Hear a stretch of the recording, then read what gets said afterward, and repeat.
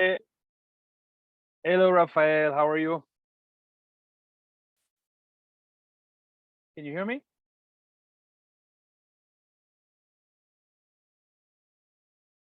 Rafael, can you hear me?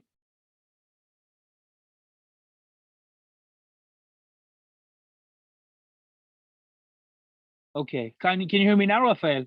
Yes, I hear you. All right. How are you? Good to see you. Oh, I feel good. Wonderful. Welcome to our third class today. And let's see. We're gonna wait a couple minutes. We'll see if I know Laura. She may join us. I know that Maria, she's in Spain, so I know not sure she's gonna join. But let's wait a minute, and we'll see if Laura she's joining us. Let me text her quickly and see if she's joining. If not, we're gonna start. Just give me a second. Just give me a second here.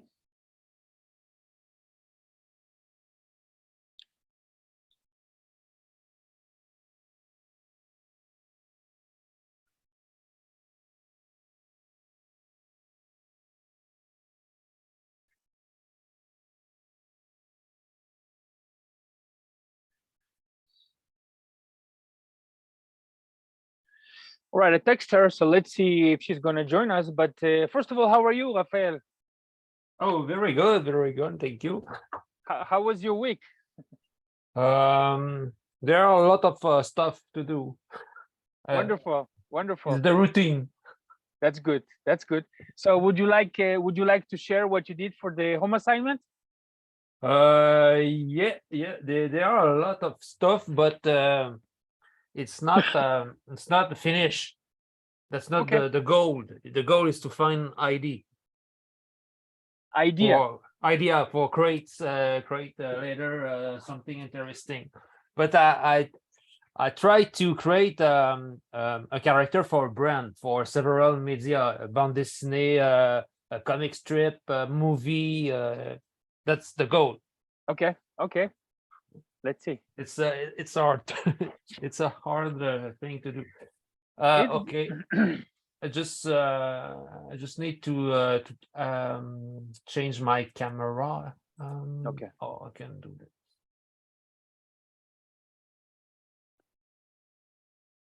that. Presently, you see me. That's right. Yes, I see you. Yeah. Okay.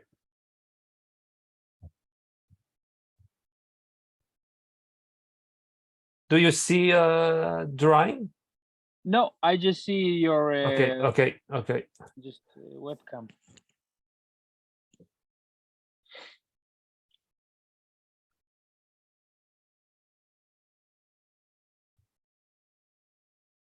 Okay.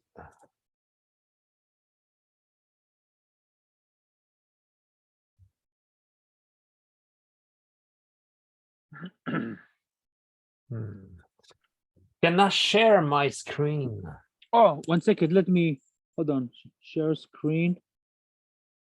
Multiple participants. Okay, I'm sorry. I always forget that stuff. I think now you can share, Rafael. I just did multiple participants can share the screen, so you can share your screen now. Okay, just wait. There more share screen. I need to this. Oh, yes, this one. Okay. Oh wow, that's beautiful, Rafael. This is the you remember the first exercise to find the character, and at the course number 1 you said try a character and create a drawing about it. Is that you did from existing toy, or it's something from your head? From my head. Well, Oh, no. For existing Mafalda. Mafalda, is that something from Canada? Oh, this is from. I'm not familiar with this one. Tell me about this. It looks familiar, but I'm not sure I'm familiar with that. Yeah, it's a young girl, and she asks a lot of questions about politics. But it's politics, but it's for kids. It's for everybody, but it's very interesting, and It's a comic strip, but there are a lot of stuff about Mafalda, boîte à lunch, a lunchbox, some series, some toy, game. Is this something from the last like how long ago was this created? It looks like from like at least 30 years ago. Yeah, maybe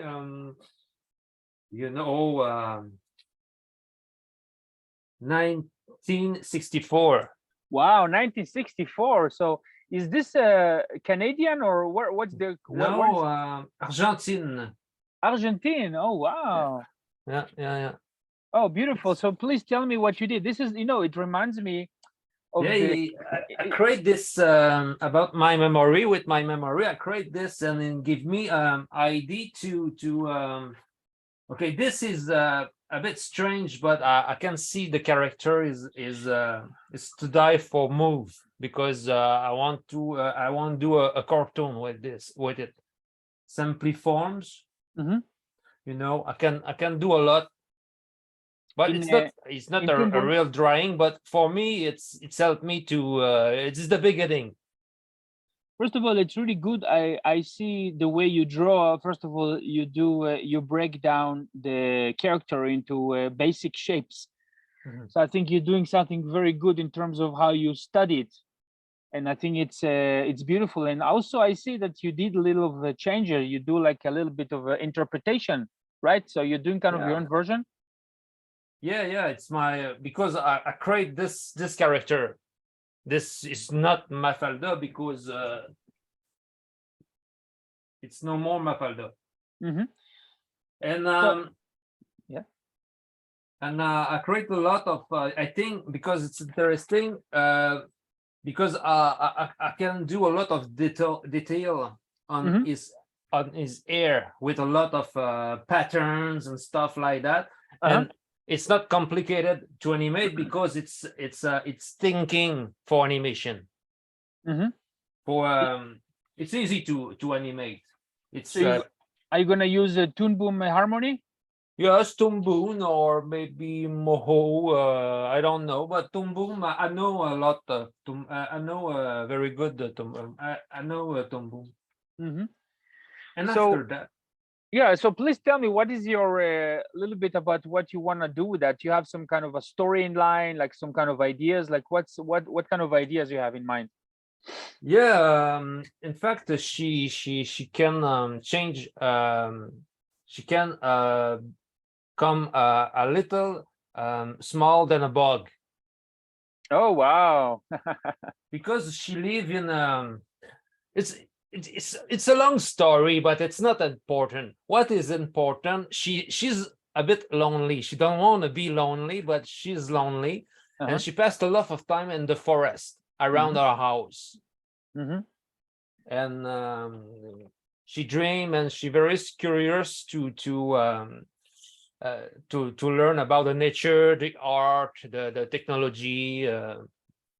But this is the other world. The world it's like macro photo. Because I do macro photo. Mhm. And it's very interesting, but because if she very small in this world. Mm-hmm. And after that I create other character because she have a branch of friends. She have a lot of friends in In the macro world. yes, this. Beautiful. A bee. That's a bee. And yes, it's a kind of bee, but there are a lot of variety in the insect world. Mm. And I began to think about archetype. Mm-hmm.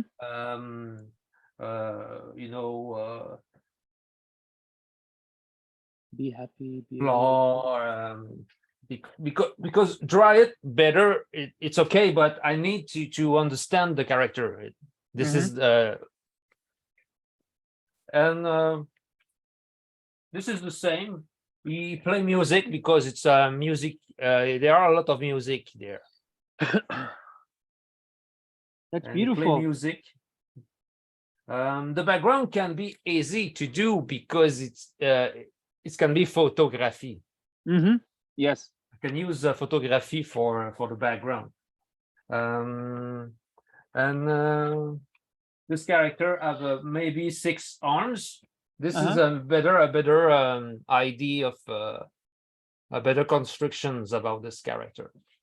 I like Proportions and I like how you did the body more cylinder, like the other one is more like egg shape, and this is more cylinder shape. I think this is really interesting approach how you're doing that. It's it's a very good simplified design, but also it have a really nice feel to it, what you did with the design. So this. okay. Oh, No, go ahead. I have a lot of No, please, I want to character. see. Yeah, please show me. This is a dragonfly, another character, more like a mentor, but it's because he can fly very well and know all the place around. And after that, this is the same. So there's study about archetype. This is maybe mentor, or there are many functions, but it's the dragonfly. But it's not. I'm not sure again. I need to work on this one. Okay. But it's a beginning. It's a great. It's a very good beginning. Yeah. Okay. I have a lot of what he do in the story, what the purpose of this character. So let me ask you before you go to the purpose of the characters, what do you think is the purpose of your story, and what is the value, the meaning? The meaning is to learn, to have a confidence in yourself, and learn by other. Learn from others. Yes, and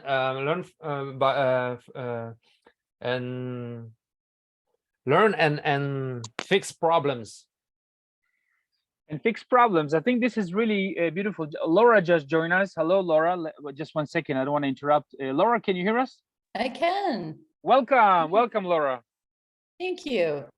So we are now, Rafael is sharing his really beautiful artwork. He's been doing a lot of drawings he's developing a story about a little girl. And what's the name of your story, by the way? Do you have a name, Rafael? No. No name. Okay. No, not again. Not now. Okay, maybe you will have later, but I'm just sharing with Laura quickly. So Rafael's created this really beautiful character of a little girl. Do you mind sharing the drawing of the girl, so Laura can see that? Yes, this is So that's the girl, and basically what Rafael is creating is a girl that she has the ability to become very, very small, and she goes into the world of macro, and she can be like basically the same size like insects. And then and he's showing me a bunch of different characters that he designed. Like this is that's the bee, and he showed us the dragonfly before. And what other characters you have, Rafael? Oh, I have this the artist, the spider. The artist, the spider. That's beautiful. I like the one. I like both of them actually. The one on the left and also the one on the right. They're very different. This one live on the beach with the rock. It's like a crab. Like a crab. Okay. Yeah, it's not it's stupid things. And but it can serve sometime. It can be you can learn from it. And I think this word can give many idea of situations for staging, like a big bourdon. It's like a bumblebee. Yeah. That's cute. It's too big for his wing, but he don't know that. It's okay. This is a ladybug Ladybug. with two sides, and she agility and like subtlety. It looks This kind is of, it looks a little bit like a ninja or like a pirate. Is that yeah, what you yeah, remind? it's that. Yeah, yeah. But it's a leaf. It's not a mask. Is a leaf. It's a leaf, okay. But it definitely have this kind of feeling. He's like a ninja. He can do a lot of things at once with his 6 hands. It's beautiful, Raphael. It's very nice. Very nice. I like the expressions. Yes. This is a kind of warrior. Uh-huh. Very So, Raphael, you said that the meaning of the story, you want your audience to learn about how to deal with you say how you can learn from others, and what else? And also, if you can talk also about what, not just the meaning, what's the purpose of the story you're creating? What you would like to accomplish with it? explore and learn, because you can vary. It's photo. There are a lot of photography, Mhm. and you can learn because you can learn. Yes, yes. So I see one of the drawings that you just shared. I saw there was like a cup on the ground, like some kind of like a trash. So Where? If you can put back, no, if you back the drawing you had before, there was like a cylinder object on the floor. Another one, if you go back, another drawing, there was like a cup on the floor. Anyway, I thought I saw a cup. So my question is, yes, that one right here. Yeah, right, this one. So is that a cup or some kind of what is that? It's for looking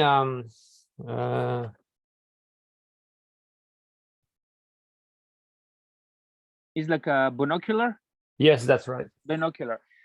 So do you, when I look, the first thing that came to my mind, like you're showing two worlds, like they show the world of nature, and also you show certain objects that created by man, like by humans.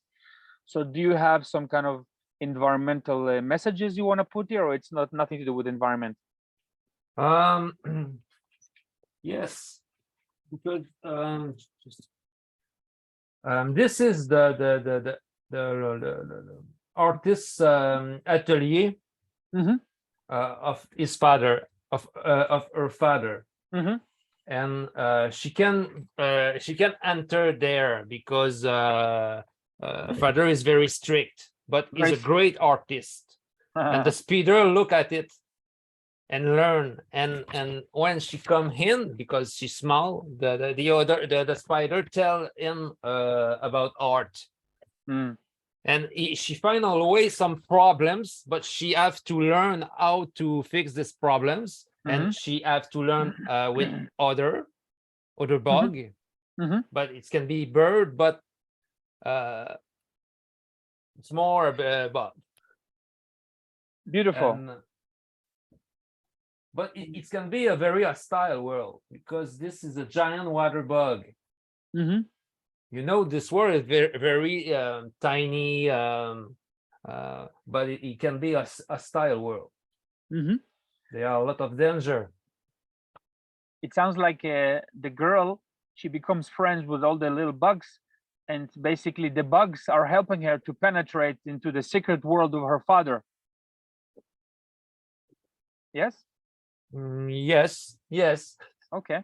So maybe some things for you to think about. You don't have to answer, just, and we're going to talk about those things today, because it's interesting, because one of the case studies we're going to be talking today, it's kind of, we have synchronicity here, that I'm going to be talking about one of Pixar films, Bugs Life. Have you seen Bugs Life?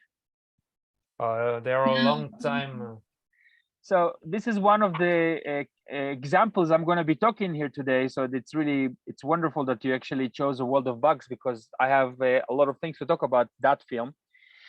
And some things for you also to consider, Raphael, is you want to think in your story, why does she want to become small? Because maybe there is a reason. Maybe she feels invisible in this world and nobody's noticing her. And then maybe she finds that there is strength. Becoming small and almost invisible actually can be an advantage, something for you to think about, you know? Because becoming small, you can use that as a metaphor for something, or you can use that as a character trait in your story. it's not just because maybe her father is not noticing her, and then she even becomes even more unnoticeable, but by becoming so small that he doesn't see her at all. You know, things like that to think about. You know, Rafael? Mhm. Wonderful. Anything you would like? I would like to add, Laura, from what you've seen. I just really, I like, I like the characters a lot. They have a lot of, like you can kind of tell what they're thinking or feeling or want to say. Mm-hmm. Yeah. You know, they just have, they have a lot of expression. I like that. Yes, I agree. And Rafael actually, he shared with me before, he made lists of different archetypes that he's assigning to his characters. And I think it's you can really see the archetypes expressed to the characters. I think it's really beautiful. So, Laura, would you like to share something that you created the last week or Sure. so? I have been working a little bit. Wonderful. I've been trying different mediums. Mhm. So this is a watercolor. So the story, I think I mentioned, it's about a shape-shifting and a dragon and a girl that is learning to shapeshift. So this was one of my pictures. Wow, that's beautiful. I can It's- see, is that a mermaid I see there? Yeah, this is part of the story where he comes to get her. Mhm. He doesn't, it's kind of a complicated story, but he disappears and she has to figure out how to shapeshift herself. Mm. So this is one of the times when he's actually, she doesn't know he's there, but he's still watching her. And it's based on a story of a mentor I had who passed away, who was a bit of a shapeshifter, Merlin type wizard kind of guy. Wow. He had a Wow. long white beard and he wore a turban, and he mentored me for 30 years. Wow, lucky So the- you. Yeah, so it was really blessing because he was, even in this picture, he's still with me, even though he's on the other side. What was his name? His name was, well, he had two names. His Sikh name was Narayan Singh, Narayan. and his name that he went by was Michael J. Lincoln. Mm. And he has a website, which I highly recommend, called, it's still up, it's called talkinghearts.net. Mm-hmm. And it's very, very soul based, very spiritual, very soul based. But he was an archetypal psychologist. Wow. So he wrote like 50 books, he's really amazing. Anyway, and then this is a character, I do a lot of mermaids. This is a character that I created. Wow, that's beautiful. I love the colors. These are really nice colors. Thank Laura. you. This is a pencil. Mm-hmm.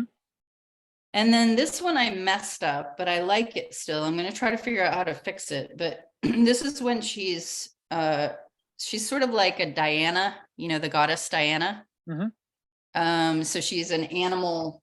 I don't know if you can see it. It's not finished yet, but I can see the white deer.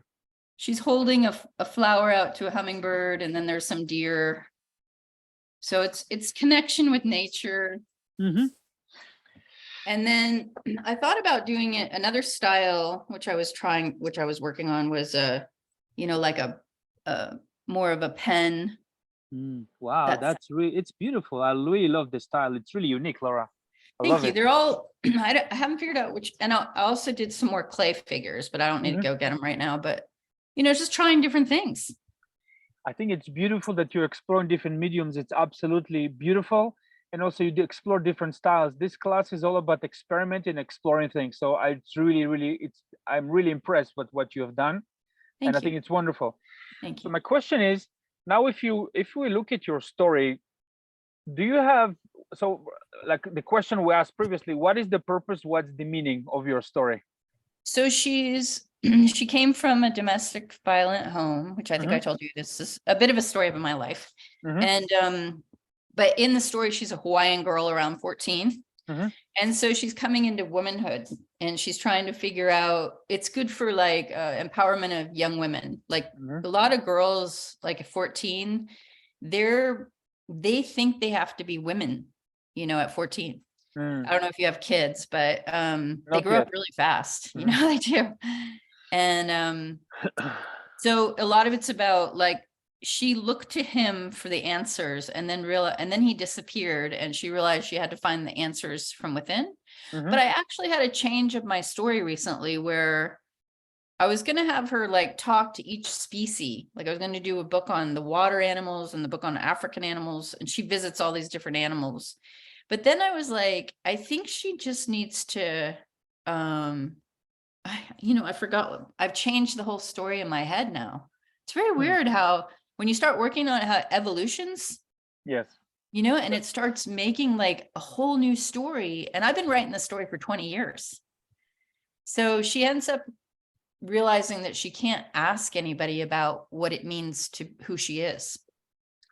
So it sounds like the purpose of the story is to inspire young girls to find their own path in life. Yes. And the meaning is to trust themselves. The meaning is what? The meaning is to trust themselves, self-reliance. Yes. To trust Yes. themselves. Okay, Yes. beautiful. Yeah. These are very, very deep and very, very powerful ideas that you're exploring. So obviously, since you're targeting 13, 14-year-old girls, you want to find the visual style and visual vocabulary that will go along with this kind of demographic. So this is something for you to keep in mind, because you're not targeting like 5-year-old kids, you're targeting girls that are, it's a becoming of age story. Right. So you want to find the visual vocabulary that will appeal to that particular group. And maybe the trick is finding their language. Yes. Like, how it's changing all the time and they use different words and they have a different way of thinking. Like it's evolutioning every day. Yeah. And young boys could relate to it too, just because it's a girl, it's just that so many stories are about boys. So I really think it's important to write a story about a young girl. Well, Rafael is doing a story about girl too. I think it's beautiful. Yeah, I know. Good job, Rafael. Yeah. I think it's fantastic. So this is just some things for you to think about, is how you, what kind of style you want to create that will cater to those girls. Yeah. And what kind of, obviously, language. But I think I would kind of balance between what's the trend in terms of like what kind of words they're using. But I think it's more, would like you to explore your own language, because you have your own way to express things. So I think staying authentic with your own way of expressing ideas and telling stories is even more important. Okay. I would really encourage you to fine tune your own language. And because at the end of the day, if you look at any successful author, what made them so, like Dr. Seuss and Saint-Exupéry, and also the gentleman, forgot his name, Shel Shel. Silverstein, or something. The guy who wrote The Giving Tree. Yes. They have their own language. Yes. And that's what made them stood out, because they express their ideas in their own, and you have your own. I can see you have so many different ways to express yourself. So my encouragement to you is focus on your style. Just develop your style. Don't worry about what jargon they're talking about. Just make your own thing. Okay. This is your gift. Yeah, there's something I wanted to share really quickly, which was very interesting, is I'm very kinesthetic. Mm-hmm. And I was reading an article and it was saying that they found that people that read Braille actually increases their intelligence, because they're learning on so many different levels. Mm-hmm. And so they're recommending that people feel things more. And remember, I was talking about how I wanted to make those panels, like collages, where you can feel the art. Yes. So that blind kids can actually have the experience too. Yes. So I'm still kind of thinking about that too, but I don't want to get too, that's a huge project to do it in clay. Yes. I think really, it's really make things easier for you. Find would be the most simplest way to express your story, and then you can start venturing into other mediums. Just really make it easier for you, because obviously because you're a multi-dimensional in your mindset. You're thinking about all the different dimensions, which is great. Yeah. But first of all, what would be the most simple way to tell your story, to simplify, to streamline the story and your visuals? And then you can think about other expressions, like, for example, audiobook is a great way to reach out to people who cannot see. Say it again. Audiobooks. Algae? No. Audiobook. Audiobooks. Audiobooks. Yeah. Yeah. So before you're going to create three-dimensional things for blind children, you can, if you do an audiobook, they can listen to your story as well. So yeah, but it's the kinesthetic that I want to get in there. Sure. And you can develop that as well. I think this is one of the things that we're going to be exploring. What kind of avenues this is going to be in in the 5th class, we're going to talk more about what kind of avenues you look to explore to reach your audience, merchandise, toys, all those things. We're going to explore those things. But right now, make your life more simple. Just focus on the story and what going to be your style you want to develop. That's make your life easier and more simple. Okay, thank you. Okay, wonderful. You're welcome. So guys, thank you so much for sharing. Now I would like to dive into our class today. We have a lot of things to cover today, really exciting things. And I would like first of all, do you guys see my screen? Yeah, I just have to go get some paper. Okay, Rafael, do you see the slides? I see you, yeah. Oh, But you don't see the slides. Just give me a second. I have to change the 1 second. Okay, now you're gonna see it. 1 second. Okay, now you see it? Yes. Okay, fantastic. So let's wait for Laura until she gets back. I'm back. Okay, fantastic. So today, week 3 is how to create effective and compelling visuals, how to create a character that serves the story and the message in the plot or the brand. So before we get into those things, and I would like to share with you a quick video that I prepared for you guys. In this video, what I'm sharing is how I do studies. One of the things I recommend, and Rafael, you already been doing that. You don't have to do that, Laura, if you don't want to, but I find doing studies in pencil, just looking at other characters that you like from any book, animation, anything you like, do pencil studies. It really helps you become more fluent in the ability to express yourself as a visual artist. So I just did a quick video and I would like to share with you how I did some studies of Pixar characters in pencil. Just quick video, I made this for you guys to just to give you a little quick demo. So just let me open that 1 second. Just give me 1 second.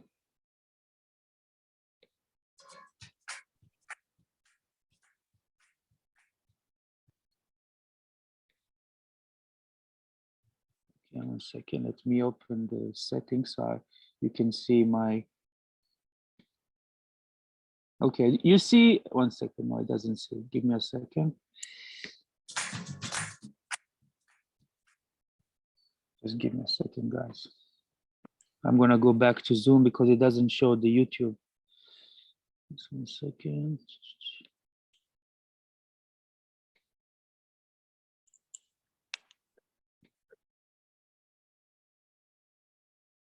Okay, this is the one. Okay.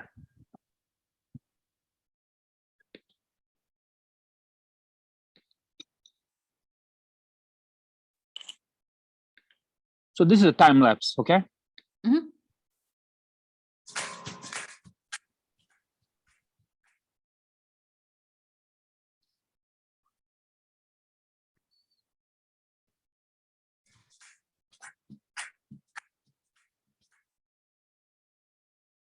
For some reason, I have a very fast internet, but for some reason the Zoom doesn't transmit the video so fast. But so let me.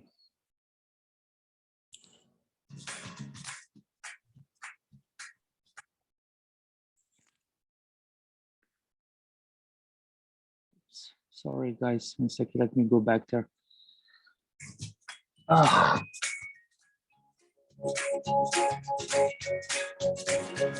Can't see it. Yeah, 1 second.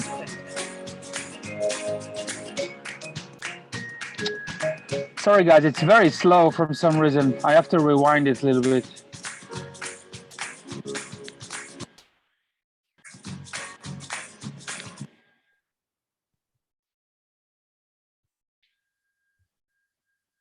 Okay, now let me start again. I apologize for that.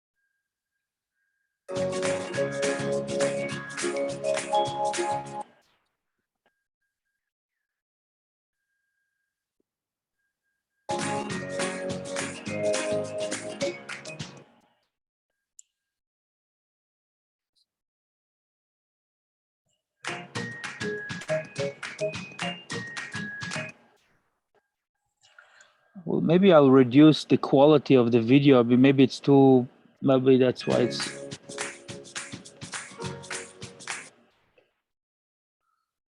Let's try 360. Maybe that's gonna be faster.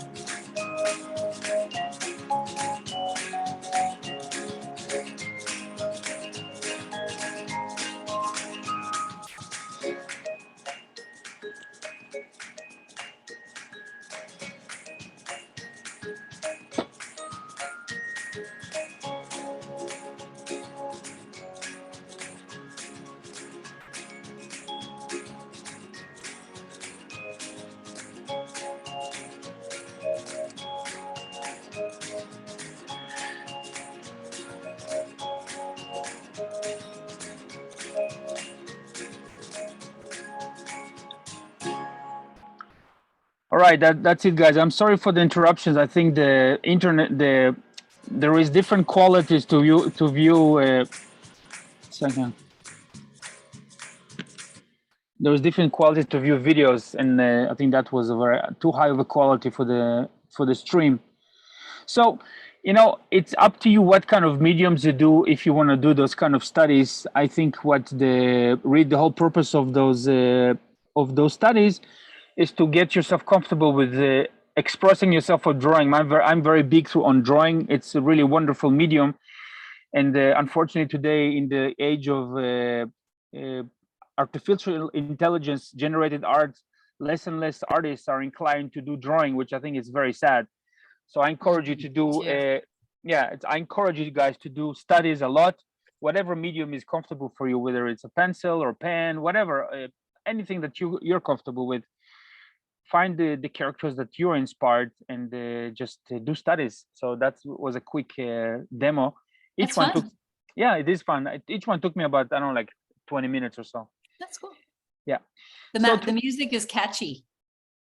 Yes, thank you. I use some app I have on my phone that you can add. You know, you can add different music to videos. Let me close this thing. Okay. So today we're going to go deeper into what we discussed last week about the principles of storytelling, and we're going to fine tune. It will help you to understand better what are the motives of your characters and how to create successful characters. So last week we spoke about Joseph Campbell, and if you have the chance to read, or maybe you read already, The Hero with 1,000 Faces, he breaks down those archetypes in great length and a lot of depth. And really the most important three aspects that we have in this entire structure is three parts: the hero in the ordinary world, the call for adventure, and the hero in the new world. And if you study film scriptures and how they structure films, usually they break down the film into three parts: Act 1, Act 2, Act 3. Have you guys you're familiar with that, right? Yeah, kind of. So it is basically, this is what happens in every film. They break the story into three acts, and usually the first act is very short, and the third act is very short. The biggest portion of the film is the second act, which is really all the action that's taking place, what the challenges that the hero is going through until he reaches the final transformation and ventures into the new world after they have been transformed. And when we read children's books, it's not often that we find this kind of structure, but the reason I'm focusing on this kind of film and animation-based structure, because like I told you at the beginning of the class, the purpose of this class is to empower you to think big with whatever you create, not just to think in terms of a children's book. And this is kind of the approach that I am adopting. I have written and published 3 children's books. This is the formula I work, not formula, but structure that I work with when I create my stories, because I want to turn my children's books into animated films. And this is how I write my stories. So if you want to, if you have this kind of intention in mind, and you also would like to venture with whatever you create into animation and film, this would be a very, very helpful way for you to follow, because you can find a lot of children's books that are very, they don't have this kind of structure. Very often they don't even have a antagonist, and not always they actually even have a transformation. Sometimes there is transformation, but it's not, it's very subtle. Some, there are many, many children's books out there. But again, this class is the focus of this class is to inspire you and empower you to think very big with whatever you create. So this is the reason we're gonna be talking a lot about the structures that pertain to animation and in film. Okay, so let's move to the next slide. So we're gonna break down some of the Pixar storytelling principles, and we're gonna start with the principle number 1, which is finding what is the core idea in your story. So in Toy Story 1, Woody, the cowboy, the protagonist, what is his journey? Woody, the cowboy, is extremely comfortable in his world. He's the favorite toy. That's kind of the setting. That's the premise of the story. He's the leader of the pack. He's very comfortable he's very established in his position as the hero or the leader of the toys, until one day, that's the inciting incident. So what's the worst thing could happen? What's the thing that can take him out of his comfort zone? How about a new shiny toy, Buzz Lightyear? His prestige and his identity now are in danger. So obviously there are a few things here. First of all, Woody, his archetype or his design and who he represents, it's not just he represents somebody who's getting out of his comfort zone, but also he represents something that is very old and very traditional, a cowboy in American culture. And then we are introduced into a space ranger, which is representing the future, innovation, something very new. Mm-hmm. So we are not just here to kind of threaten Woody's position and his status, but also there's a very, very clever and very well crafted polarities between those two characters. So for example, if we think about Raphael's story about the girl that is going to become very small, we can think about, first of all, who is the character or who is the figure in the story that is challenging her to venture into that unknown world of her father. Really, you know what I'm saying, Raphael? Mm-hmm. So what could be, you don't have to answer, just something that we're going to actually practice. We're going to go in great depth into that today. What is the character, what is the inciting incident that causes that girl to become small and to go into this adventure into the macro world of her father's studio and nature, etc.? And also the same for you, same question for you, Lara. What causes your, do we have a name, by the way, for your protagonist? Well, Jack is the dragon and Jessie is the girl. Jessie, okay. It's called Jack and Jessie is the name of the book. But I did want to say that it was abandonment that was her shadow, the hard thing that came through. So the inciting incident, she was abandoned. Abandoned, or she felt abandoned. She felt abandoned. So that feeling of feeling abandoned, that's what caused her to go into her journey. She had to, because she didn't want to go back home. Mm-hmm. But beautiful. At the end, she goes back home. So Jack, the dragon, is her sidekick, basically. He's the Merlin, the wizard, the shapeshifter that she happens upon his cave and she starts to get into his potions, and then he catches her and then they befriend each other. Beautiful. And he accompanies her throughout the journey, or just he's just mentoring her and then she's on her way? He doesn't really mentor her. He's really busy and she doesn't know where he is or what he's doing, but she realizes she has to do it on her own. She has to figure out about how do you shapeshift? How do you evolution? How do you, get rid of your trauma? Not get rid of it, but how do you, like she has to do everything on her own. But like even though he is there to mentor her when he's there, she's realizing that she can't rely on anybody, not even the animals or the trees or, spirit or anything. Really? So because your book is called Jack and Jesse, or Jesse and Jack, sounds like he's as important as Jesse. So my question is he going to be throughout the entire story with her? He disappears. Okay. And So yeah. So it's maybe you want to evaluate the name of the book or your story, like ask yourself why you want to call the book on a character that only appears once. No, You know? he's there at the beginning. He comes back. I don't know. That's a So good point, though. Thank you. I So he appreciate comes. Okay, so if he comes back, it makes sense. So I'm just asking questions. If he's going to be accompanying her, even in spirit or in dreams or in visions, it would make sense. But otherwise, just for you to think about, if you name the book after him, if he's a central character, that's kind of something for you to. So here's a little piece, is that she didn't know where he was and he didn't really tell her. And then she comes to find out, which is part of the true story. She comes to find out that he has a family and that he's been going off to take care of his family. And he didn't want to tell her about it. I don't know why. That's a whole nother thing. But at the end, she realizes family, Ohana, in the Hawaiian, that's what she gets from all the animals, like, reconnecting or forgiving the family, or, and going back and being with your family. But she doesn't, I don't know. I'm still exploring. Okay, excellent. So just if we continue discussing the example of Buzz Lightyear and Woody the cowboy, there is, like we said, there's a polar opposite between them, which is it's more than just worst case scenario. It is a change. It's a change that forces the hero to react and to deal with it, because once he sees Buzz Lightyear, he cannot be the same. There's somebody who's actually entered into his domain. He has to do something about it.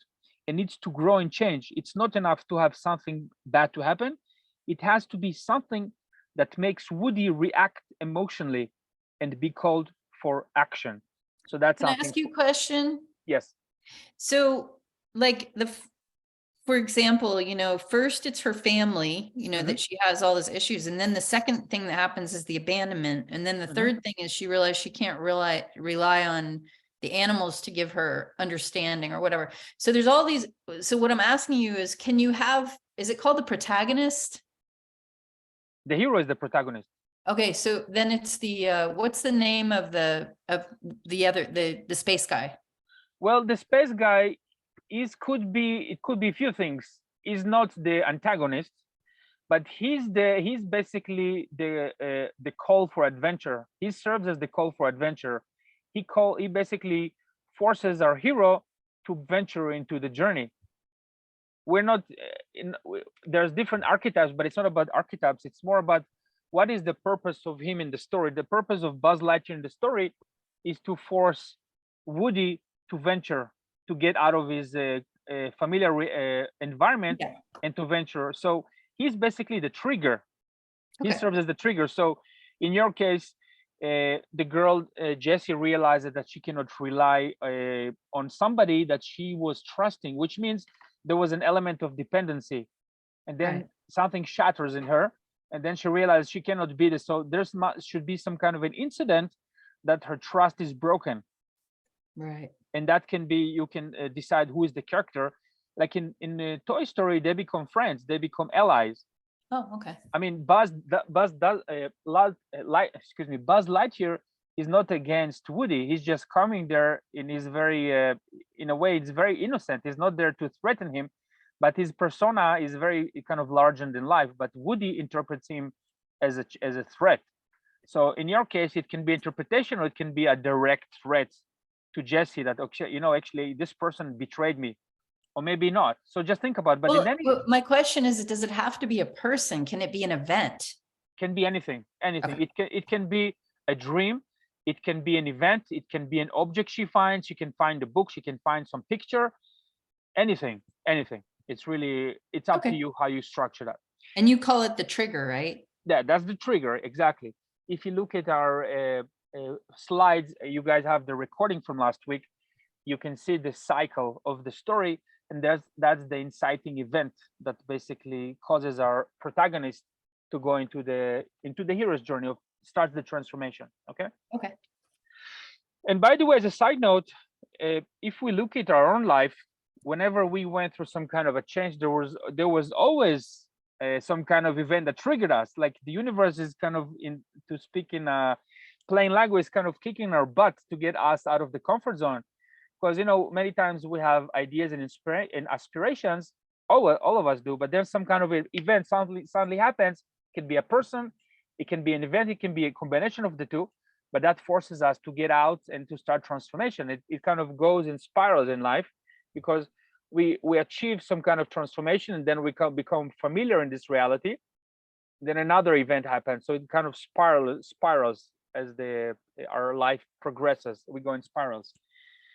And now we go to principle number 2, which is characters' values. We want to present a deep and a compelling character that has some kind of values, and those values, they need to be challenged, and that challenge creates a dynamic and creates momentum in the story. So again, in the another Pixar film, in The Incredibles, characters with strong opinions are an important ingredient of any story.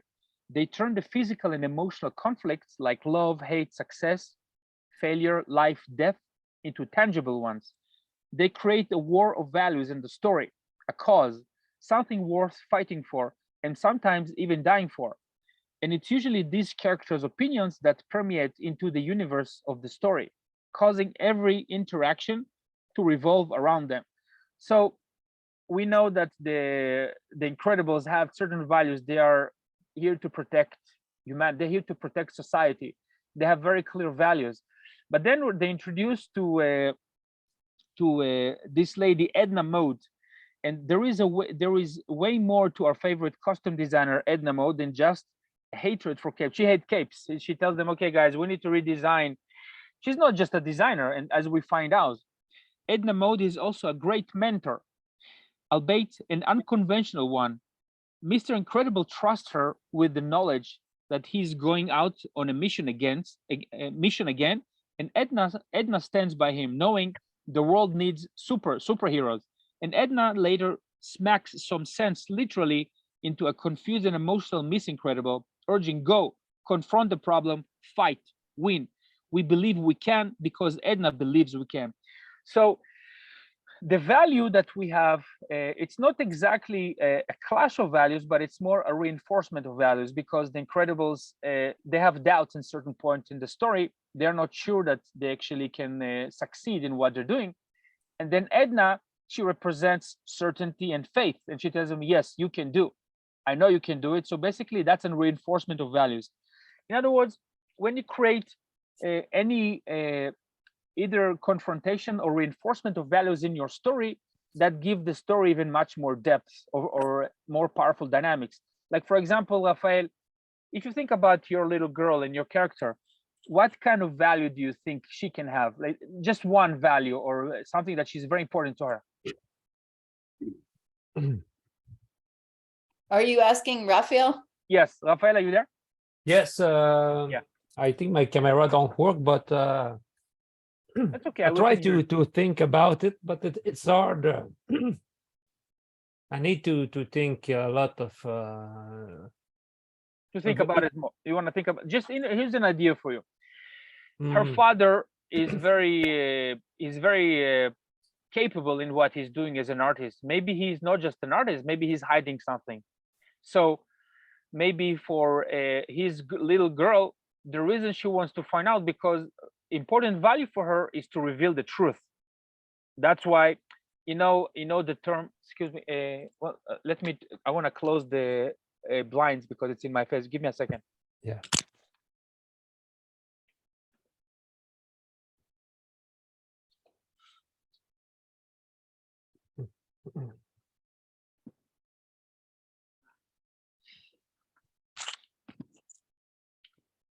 So I'm just going with what you created, Rafael. You know the term micromanagement, like going into the little details. Yes. So the reason that in the story your protagonist going into the little things, she wants to see things because, excuse me, because for her, one of the values she can have, just an idea, it's very important for her to reveal the truth. She wants to know the truth about things. And maybe because her father is hiding, maybe she suspects that he's hiding something for her. So she wants to find the truth. So that's a value. That's an example for you to think about. Okay, does it make sense? Yes. Fantastic. How about you, Laura? What kind of value do you think you can have for your protagonist? I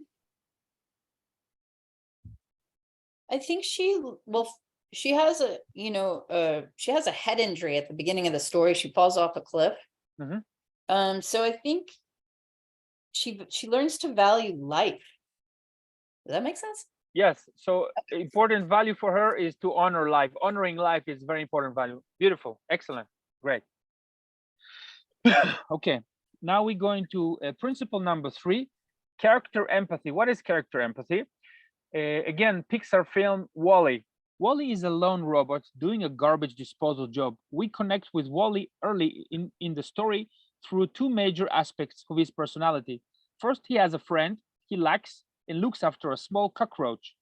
We really connect with WALL-E when he sees the film Hello Dolly, and we learn what he wants. He wants relationships, but not just taking care of the cockroach. He wants romantic relationships. It's kind of interesting for a robot to want romantic relationships, don't you think so? Yeah. This is a great example of empathy. WALL-E empathizes with the fictional characters in Hello Dolly, falling in love, and wishes to feel love as well. We emphasize with WALL-E desire. Now, desire is the key to creating empathy.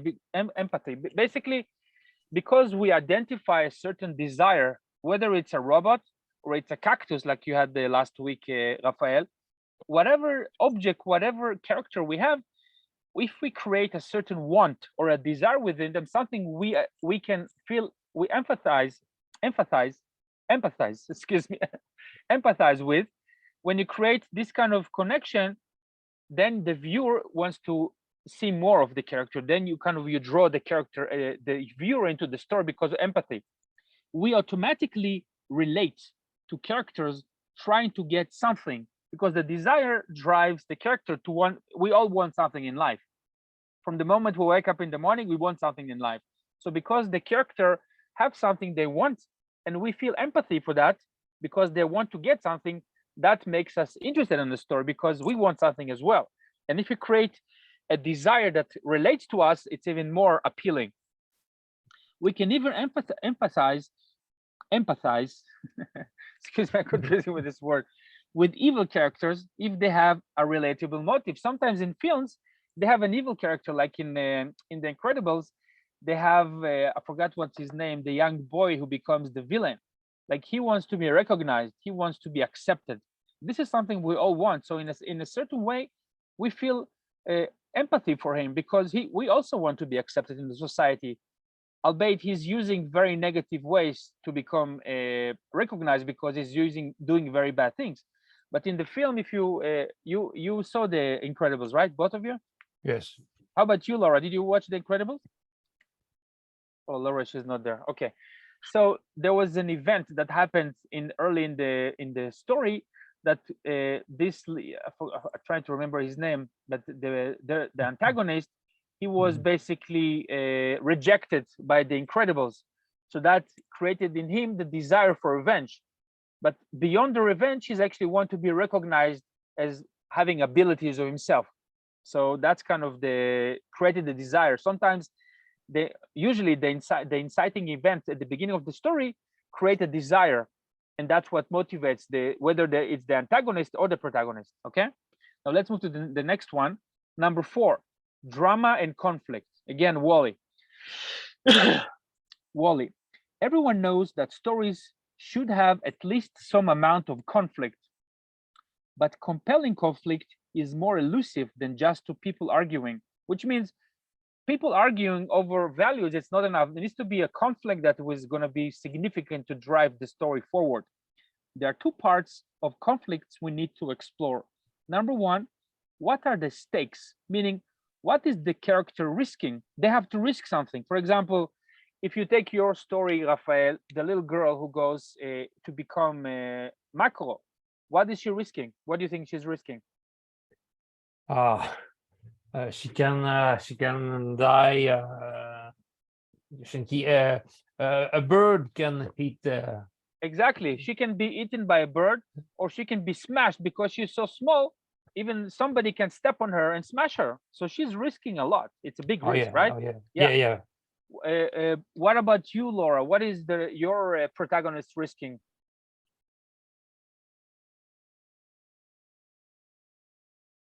Laura, can you hear us? I can. Laura, you are muted. We cannot hear you. Sorry. Yeah. She ran away, so she risked losing her family. And then Yes. she risked losing her life when she fell off the cliff because she was emotional, you know, Mhm. and so she fell. And then she also took a chance to try to, you know, create a new family with this dragon, Jack. And then she had to risk herself again because she felt abandoned. So a Mhm. lot of risks is all I'm saying. Yeah. But really sounds like the significant, the core risk she's losing is losing her family. That's a big risk. That's big. Yeah. And what are the second one is, what are the forces stacking against them? Almost each one of Pixar movies has a life or death moment. So characters are risking their lives, but usually they also risk something that means more to them and to us. At first, the stakes in WALL-E seem to deal with loneliness because he's alone. He's by himself on this planet, and there's a not just his things are at stake, but there are forces that basically pressing against him. Okay, because he's so lonely, we know that's a very big force because he wants company. So that's a big force impacting him. And at first, the stakes in WALL-E seem to deal with loneliness. If WALL-E doesn't win, Eve is she's the white robot that she's introduced later in the story. If he doesn't win her robotic heart, he will stay alone. But this is not just some regular loneliness. We're talking about remaining the only sentient being alone in the planet, watching the same movie forever, talking to a cockroach. That's how Pixar raised the stakes. Basically, first of all, they introduce us to an initial stake. There's a force that goes against the character. First of all, he's alone with the cockroach, but then once we introduce the romantic interest, which is Eve, then we know that if he doesn't create relationship with her, he's gonna lose company. He's gonna be lonely. But then it progresses even further. Then Pixar raising and going up another notch. And what happens is Pixar raises the stakes. It's not about guy losing a girl. It's about remaining alone in the universe forever. If that's not enough, later in the film, the entire future of the human race is in danger as WALL-E, Eve, and the captain go against the evil spaceships. So basically, they introduce more characters, and what happens in the story, they increase the scale of the world. And by that, what happens when you increase the scale of the world, there are bigger risks to take, but also there are much bigger forces impacting them. So you guys want to think about later about your story. It's not just about going from one event to another. It's like, how can you create the world in which they operate and the context, how you create. So those things for you guys to think about as well. Now we're going to go to principle number 5. And this is very, very important. We're going to talk about here in great length. So if we look at the Pixar stories and pretty much all the successful films and also some books, and then not just for children, there's a very basic story structure. Once upon a time, there was every day, and then one day, because of that, because of that, and because of that, until finally, okay? So let's fill in the blanks. Once upon a time. That reminds me of Mad Max, or you remember those things you fill in, those Mad Max things? Do you remember that? No, no. Anyway. Okay. So let's fill in those blanks. Once upon a time, there was a hero. That's where we introduce to the main character about the world, their environment, the familiar world. Every day, a daily routine, our hero was doing such and such things. That's when we introduce to the main character's daily routine and their most important desires. Every character has a desire, and when we introduce that early in the story, that's going to start driving the story. You know that I'm sure you guys have a little bit of spiritual knowledge. Like I know that there are some school of thought that tell you that you should not desire anything, right? Have you heard that sometime? Do you think it's realistic? No. Exactly. It's not realistic. I know there are some spiritual teachings that you should not want anything. Completely unrealistic. I've never met a person who doesn't want anything. Even not wanting anything, it's still a want, right? So it's very unrealistic. So introducing the desires of your character is very important. One day something happened. That's the inciting incident. An inciting incident and an event that changes everything. Our character must start. Basically, our main character, is engaged in some kind of a momentum. There's movement that takes them into their hero's journey. Because of that, the hero takes action, and that's basically a causation of chain of events that are mostly unexpected but inevitable. In other words, because our character goes into an unfamiliar reality, they're venturing into something they've never seen before. We want to create events, and that's when we have to use our wonderful imagination. You want to create, in some terms, they use the word twist, a plot twist. I think it makes your story much more exciting than when you create plot twists, because if your story is predictable, people are going to get bored very quickly, whether it's a book or it's a film or it's a game. You want to create very unexpected twists in the story. That makes it much more exciting. So it's worth spending time and to come up with really cool and sometimes even crazy ideas, but exciting. So something like, oh my God, I didn't expect that. I did not see that coming. Okay.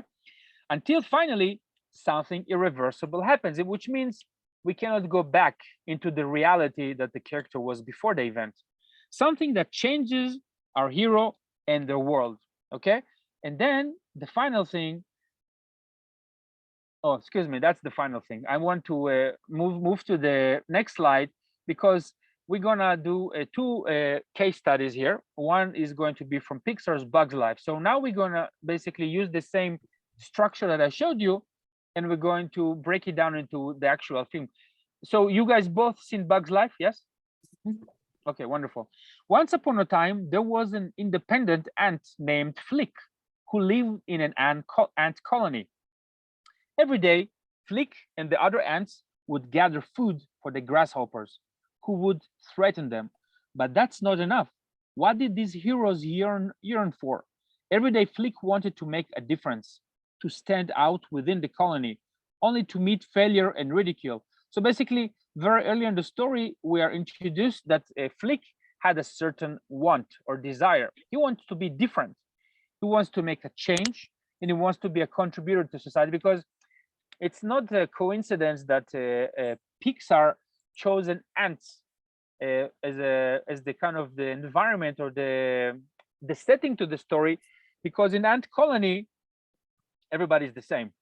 Everybody are working except the ant, the queen, right? The ant queen, she's the only one who is different, but all the rest are all the same. So then we're introduced to an ant who is different than others. They have different wants. So that's when you introduce them in the story, we already, as a viewer or the reader, you start to wonder, oh wow, he wants to be different. I wonder what he's going to do to express or to manifest his wants. As it happens in life, when we have want, when we generate a certain want in our reality, we have to find a way how to make it happen. Okay, so that's what happens in the story. One day, Flick is expelled from the colony with the task of saving it from the grasshoppers. So that gives us the opportunity to the protagonist to start actually exploring and manifesting his desires. Now he got the opportunity, he asked for it, and lo and behold, he received the opportunity to start actually doing something about his desires. Because of that, a chain of events that is the result of the decision the hero made when he faced with the inciting incident. So basically, once he is expelled from the colony, he incites a series of events, one event after the other. There's a causation between them because one leads to the other. And when you start watching the film, you have no idea. It's very unexpected what they did, because we're not just staying inside the ant colony. There's a whole grand adventure, and you have a lot of room to explore as well, Rafael, because you're going to be working with the world of insects. So you can ask yourself, are these maybe going to be insects that live in North Canada or Canada where you live, maybe South America? You can explore different types of insects and different types of plants because that will define your adventure. And based on the environment you will choose, maybe there's going to be some mushrooms, some fungi, maybe there's going to be, they're going inside the earth, they're going to be roots, there's going to be tunnels with different like mold and things like that. So there's a lot for you to explore, you know. The same thing for you, Laura, when you're going to create your events in the adventure, you're going like, I know you're going to have different books, but when you're going to start with your first book, you first of all have to design or define what's going to be the environment they're going to be operating. And based on the environment, then you can start exploring different ideas. Maybe she's going into some kind of underworld cave. Maybe there's going to be crystals. Maybe there's going to be some mythical creatures. There's many ways. And that's obviously, like we said at the beginning of the class, what are the events and the things she's going to go through that's going to serve the story. That's really the most important thing. Serving the story is really the highest goal, but nevertheless, want to make it really unexpected and very exciting. Now, in terms of those events, because of that, Flick attempts to stand out. He ruins the offering. Because of that, the grasshoppers threaten the colony. Because, yes, want to say something? I'm sorry. Oh, Trying to eat some food. I'm a little hypoglycemic. Sorry. Okay. Because of that, the colony sends Flick away. Because of that, he recruits new bugs, entertainers he mistakes for warriors. Basically, he recruits misfits because he thinks they're warriors and he's going to take him to the adventure, but they're all like a bunch of performers that have no idea about anything besides being performers, you know, which is, by doing that, you create comedy in the story, which is another tool to explore comedy. You know, that's very, very important. Because of that, they are here to help the colony. Like, they have no choice. They're going to this adventure together.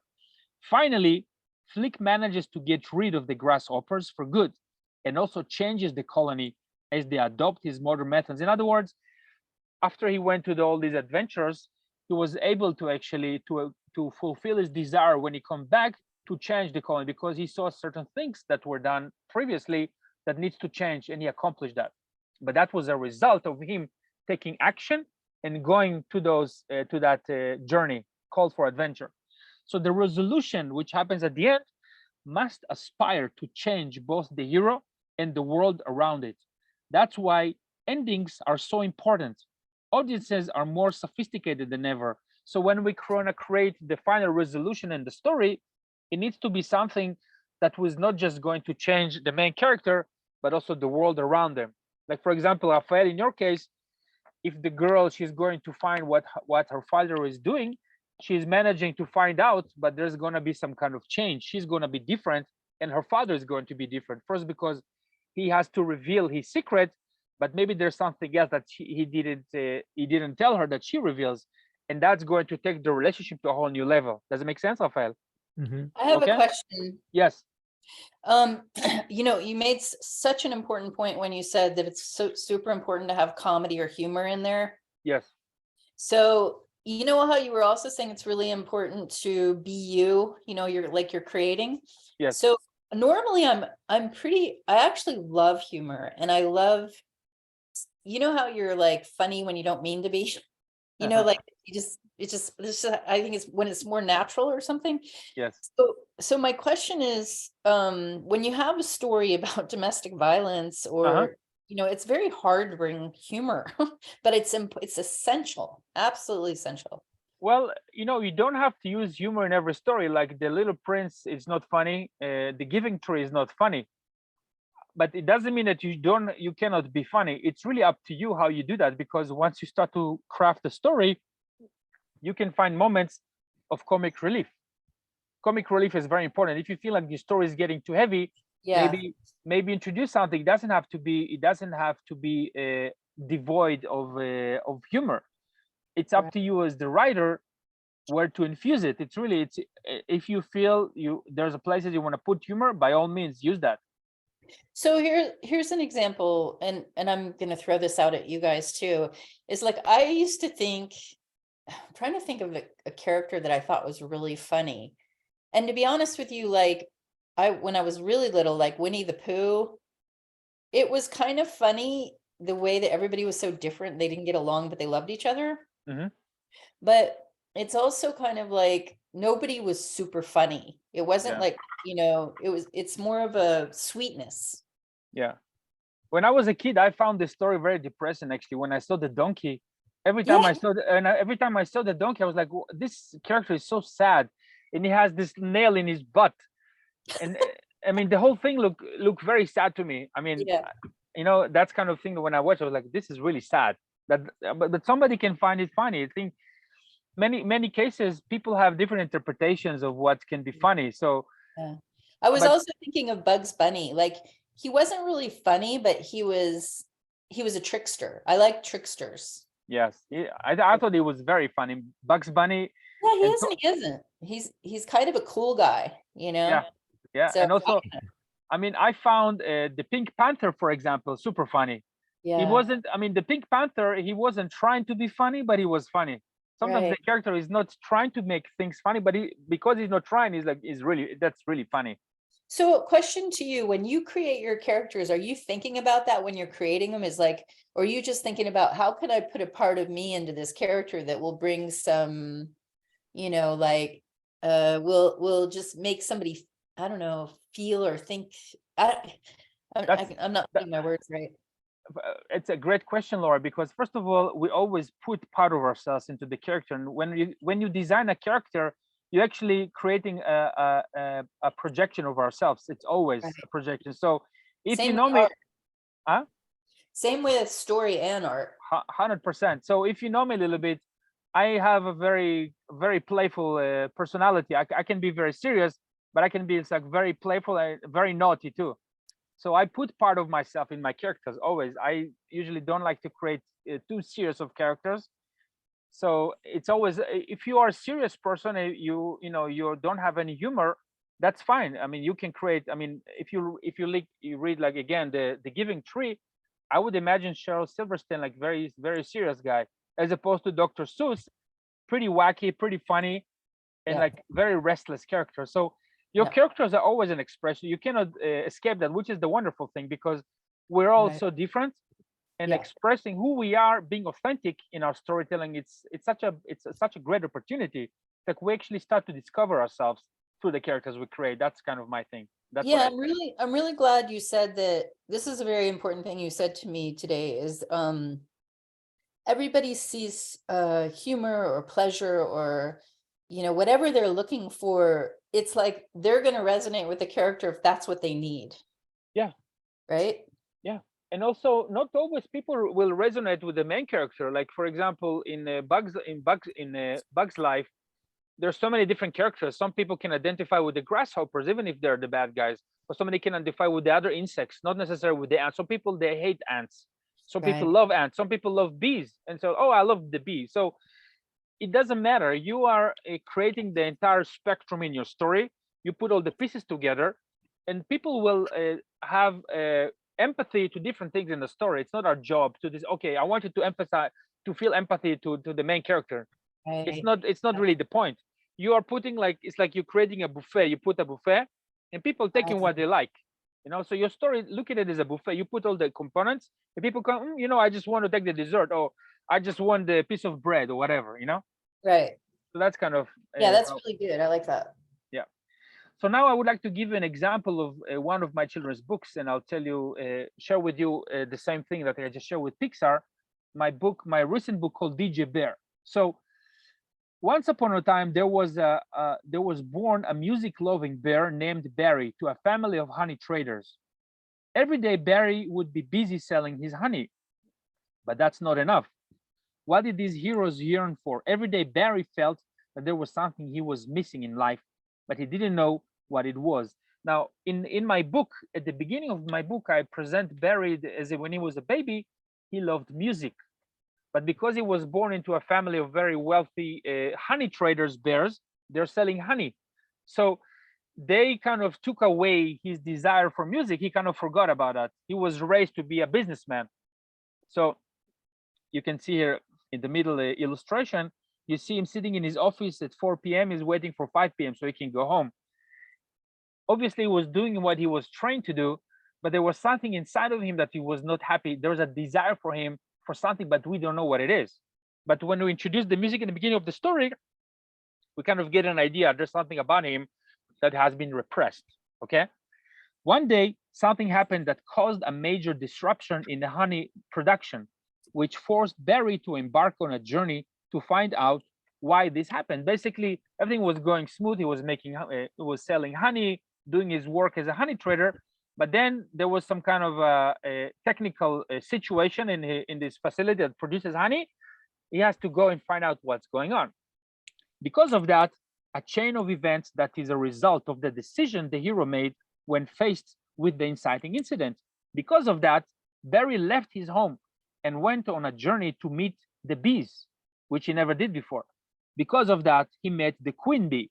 Because of that, he found out that the bees were not happy producing honey. Because of that, he realized that he was also, when he saw that the bees were unhappy, he actually realized he was unhappy as well. Because of that, he set the bees free. Because of that, he remembered his childhood dreams and his love of music. Okay, so that's kind of the chain of events that happens in my book. I like it. Thank you. And then finally, for adults. Yes, 100%, 100%.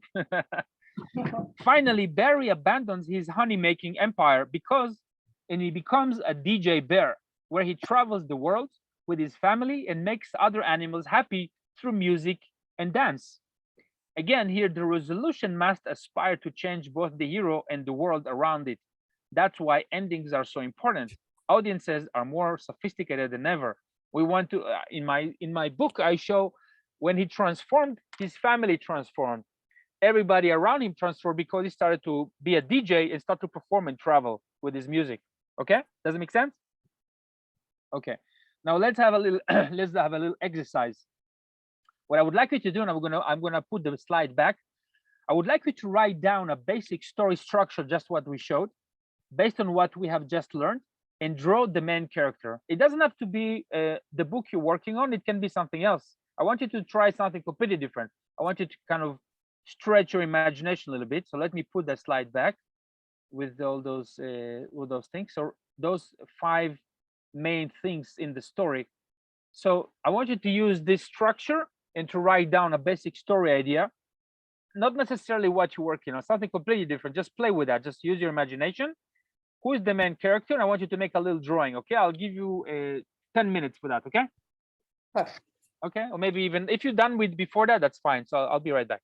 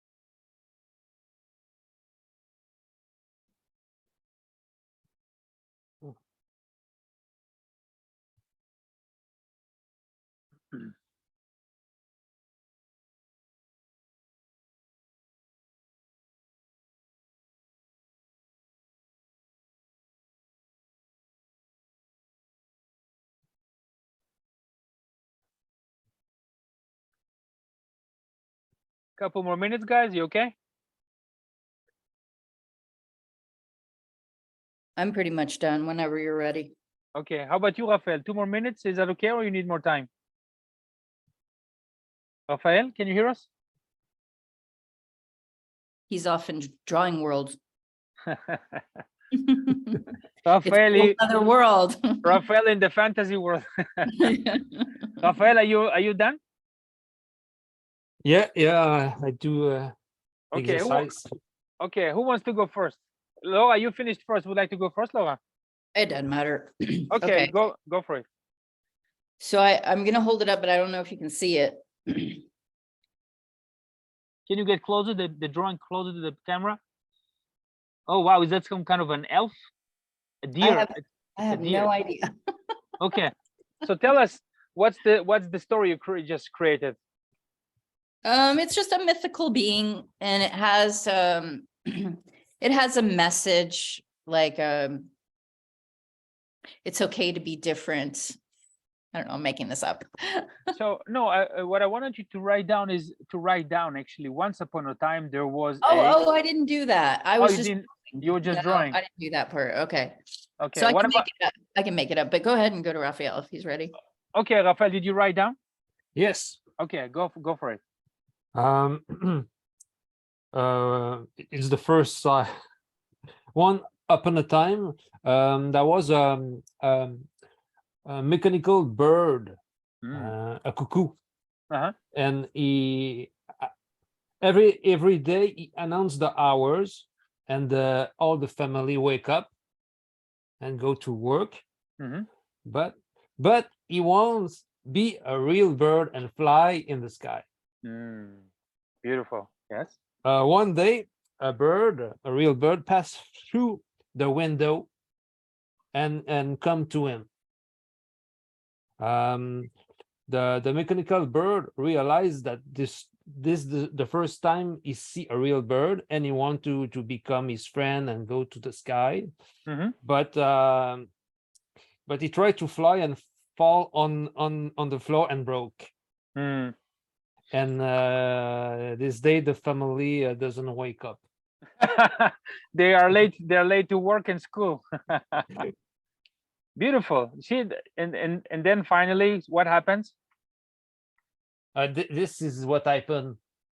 Okay, so that's a good start. Obviously, you didn't have a lot of time, but this is excellent start. You see, when you understand the structure, it's so easy to come up with a story. You can talk about anything. You see how easy that's so simple.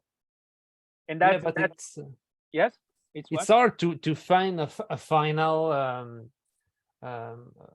Well, it is hard, but you had less than 10 minutes. Within less than 10 minutes, you came up with a story. Imagine what you can do in 10 hours or 10 days. You know what I mean? Yeah. What you have here, it's a beginning, it's a start for something really beautiful.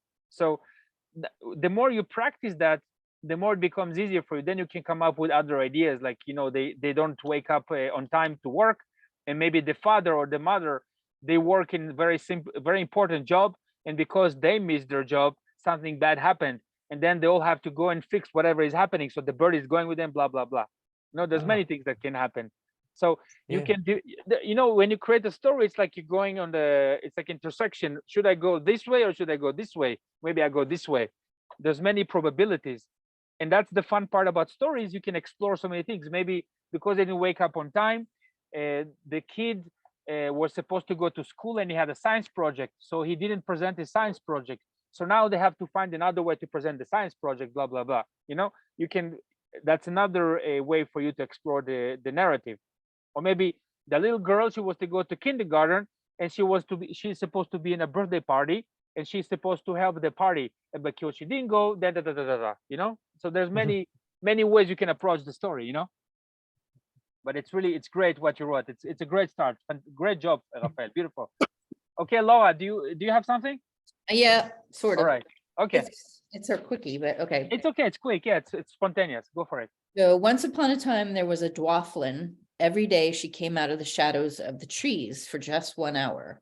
One day she decided to come out of the shadows of the trees for a couple of hours or half a day. Because of that, she met other creatures of the woods. And because of that, she found joy in connecting.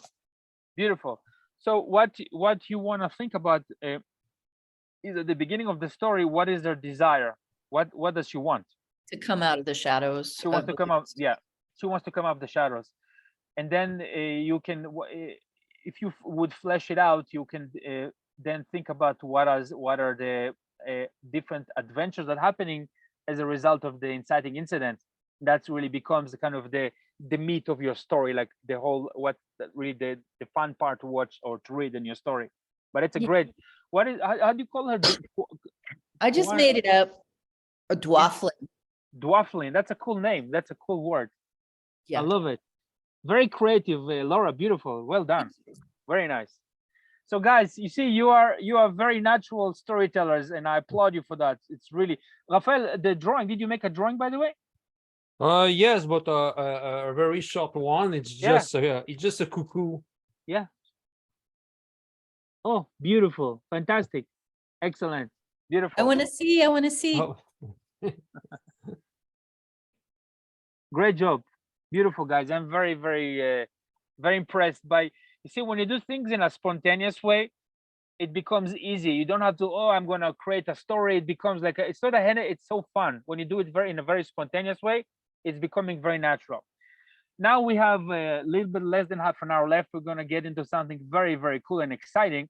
We're going to talk about branded character, branded content. Now, so far we spoke about stories in films and children's books. Now we're going to talk about stories that help brands to sell the products. And why is this important? Because I would imagine the reason you joined this class because you are a big thinker. You want to create characters that are going to stand for a brand. So we're going to study a little bit some of those brands and see how they create appealing characters. And now, when you look at all these brands in this, on the screen, whether it's the bunny from Duracell, or it's the M&Ms, or the tiger from Cheetos, any of those characters, they can become characters in a film, in a children's movie. They can become characters in a children's book. So obviously they spend really great amount of time in the design of the characters, which makes them very successful, So when it comes to branding, one of the most important aspects is creating a brand character. This is the personality that represents your company. It can be helpful to think of this as an actor who plays your company's role in all marketing materials and communications. But how do you identify what this character should be? And once you identified it, how do you design it? Brand characters are not a one-size-fits-all marketing tool. You can choose cartoon characters, anthropomorphic animals or objects, or even fictional people. Now, because we're talking about something much bigger than a children's publishing, you can actually create a brand character which gonna stand if you decide that you want to create a certain brand. Obviously, you're more focusing on children. You can create an entire story around this character, and once you present it to the world through a book or animation, whatever, then it can become the mascot of your brand. So now we're going to study what it takes to create those characters. Now, one example, the gecko from the Geico. Are you guys familiar with the Geico car insurance company? You familiar with that, Rafael, in Canada? No. So No. this is a little gecko. Gecko is a little lizard. It's very, very popular in the United States because they did a series of cartoons with this CGI little lizard because it's called Gecko. Gecko sounds like Geico. The company is called Geico, and they chose Gecko because Gecko sounds like Geico. That's the reason they chose it. And it's very, very, huh? I was just gonna say it's for adults and kids. It's an adult for kids. It's a car insurance company. It's become very, very popular. Now, not all truly be left out. Fellow insurance company Geico, quirky gecko character, also has a following of its own. Is he Australian or British? Because they have a very kind of interesting accent, which is between English and Australian accent. It's unclear. No one knows for sure. But we do know we can save a car insurance by switching to Geico. Basically, that's their motto. To play up the character's popularity, Geico even facilitates Q&A with him via social media, getting the public to engage with the brand in a fun way. Basically, it's a brilliant marketing tool for the company, which is doing some of the most boring things on the planet is car insurance. But they allow people to play with the character online. So you can go online and you can talk to this really cool lizard. He talks like a gentleman. He has a voice of a gentleman with a British Australian accent. So that's a really brilliant marketing move. Another example is Reddit Snoo. Are you guys familiar with Reddit? You know Reddit, the website, Rafael and Laura? No, not really. No. So Reddit is a platform that Reddit Snoo alien character can be found throughout its website and even has its own thread.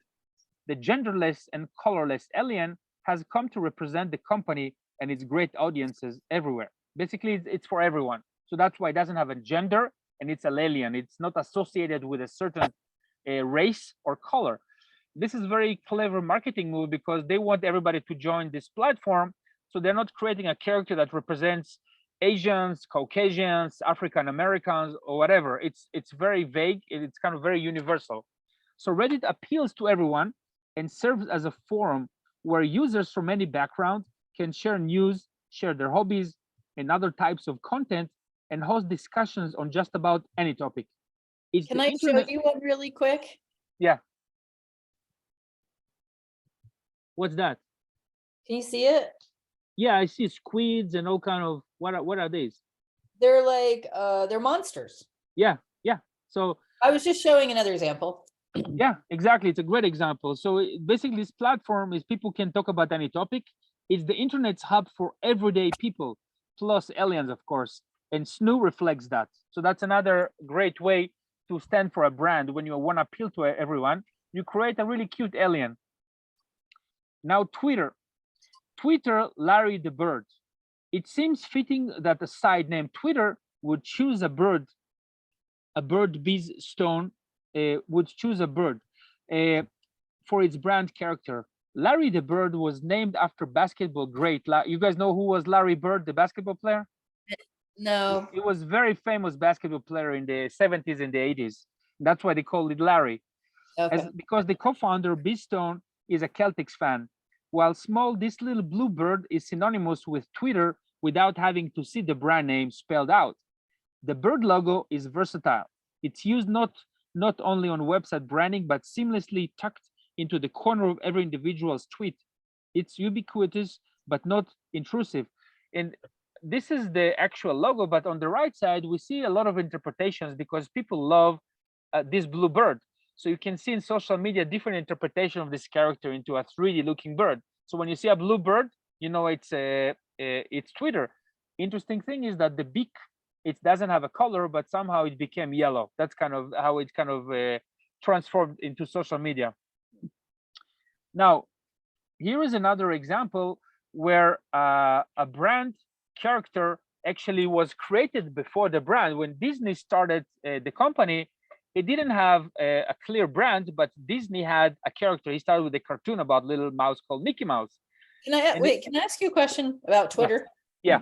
So that's a very simple design. Yes. So why is something so simple so powerful?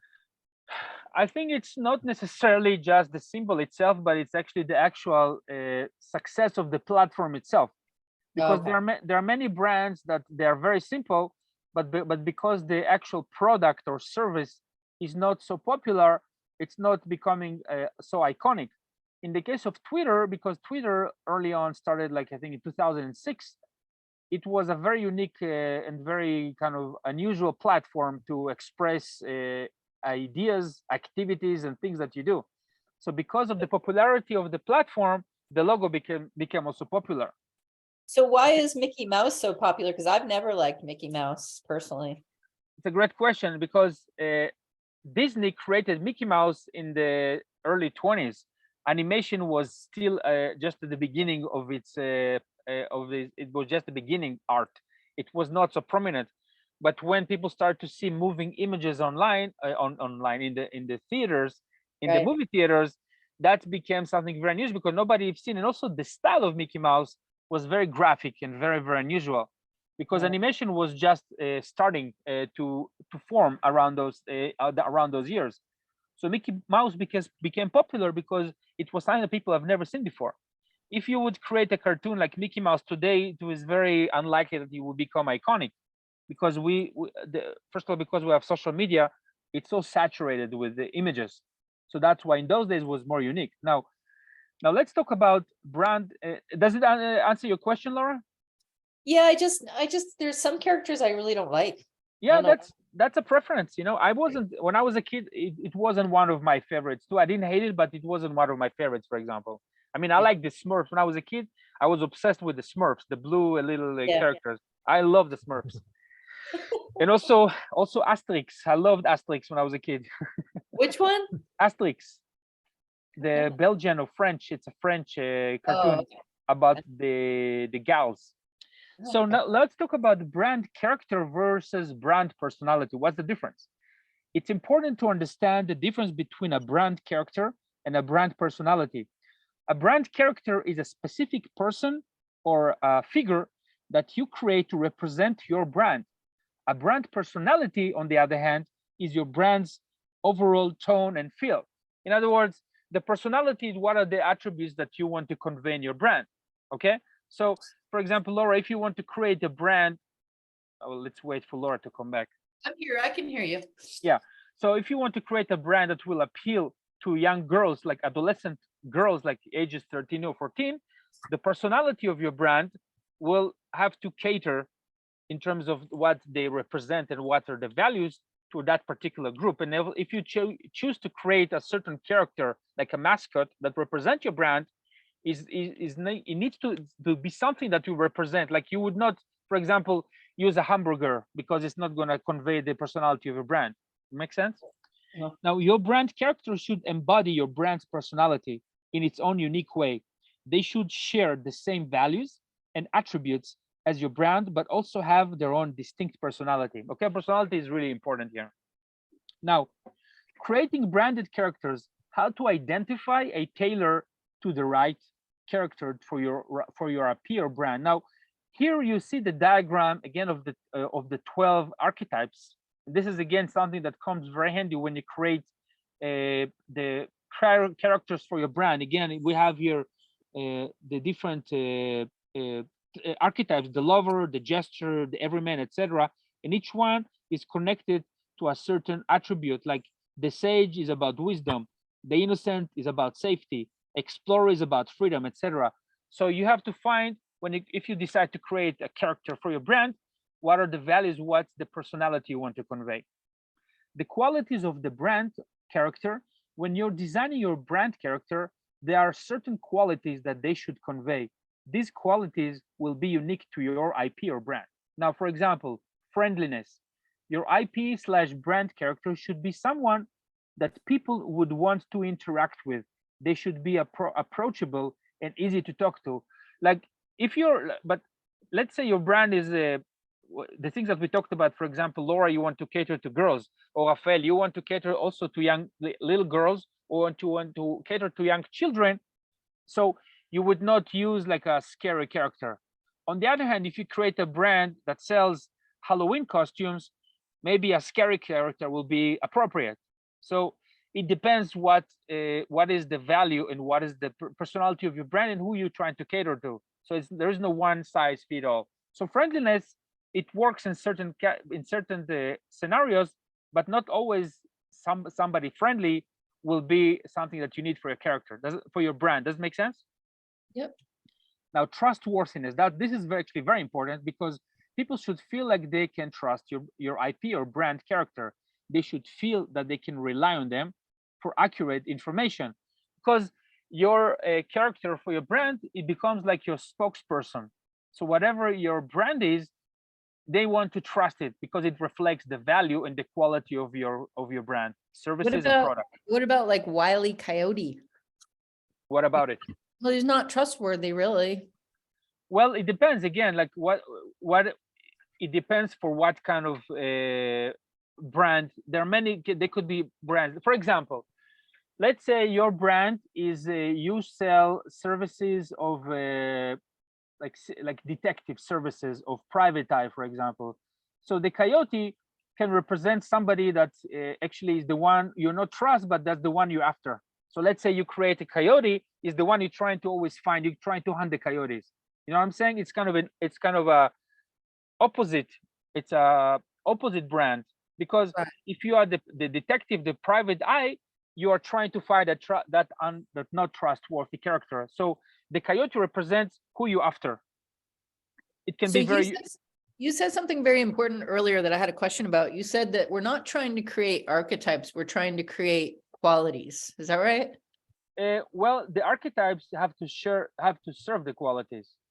Okay. Because we're not creating archetypes because archetypes already exist.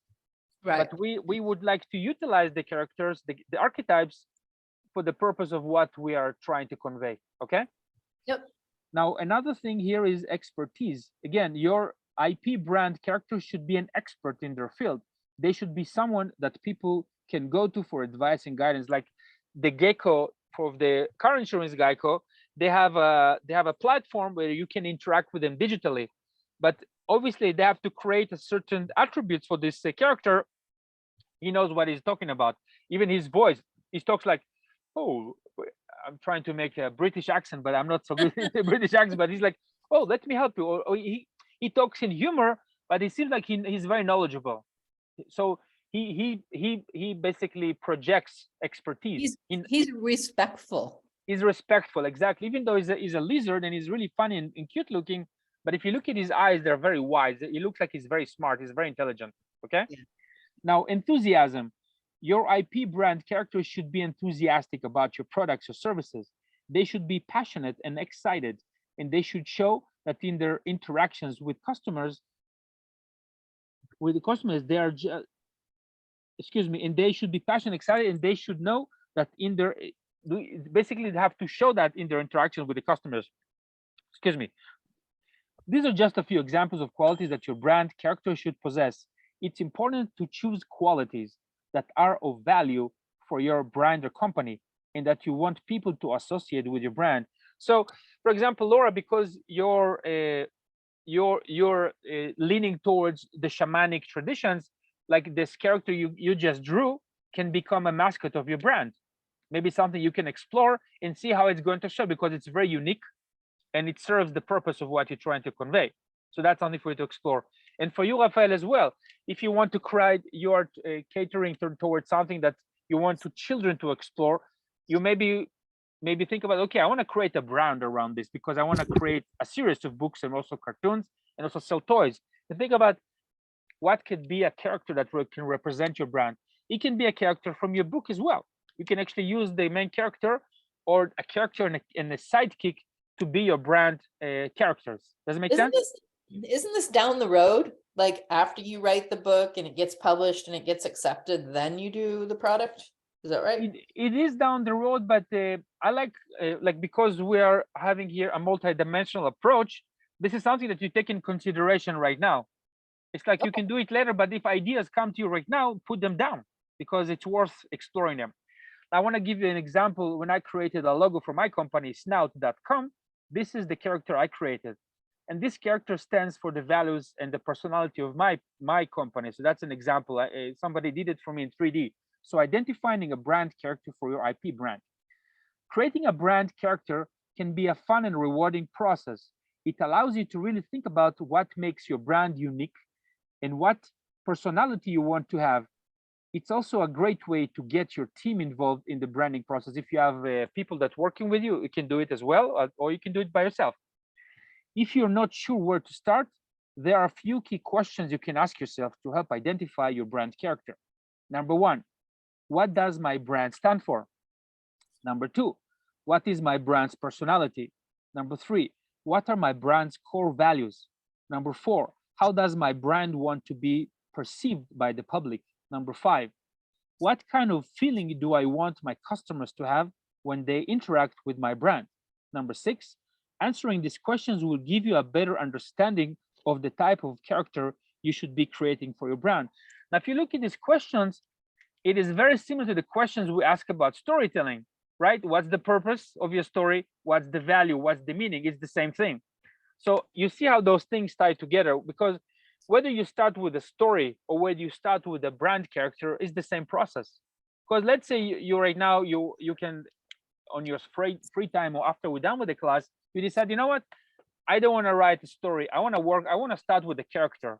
Fine, do that. And maybe once you create your character, your stories start to follow from that. There is no one way to do it.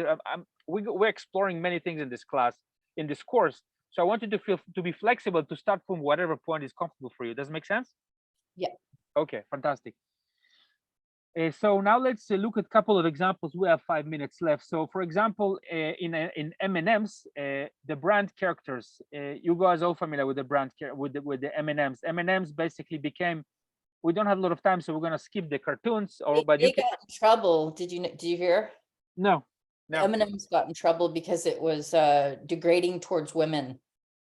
Oh, well, that's possible. I mean, I don't eat M&Ms, but I've seen some of their commercials when I go to the movie theaters. I haven't seen anything degrading women, but I thought from what I've seen in the movie theater, excuse me, my dog, there are some really funny cartoons they created around those. I don't think that they're degrading towards women, but they put one of the females in like high 70s pump boots or something. You know what I mean? Everybody got offended. Well, that's the woke movement, I guess, woke mentality. Right. So these are M&M. It's a great example because if you're familiar with them, they have been around for many years, and they went through a lot of a process of evolution through the designs that they went through the years.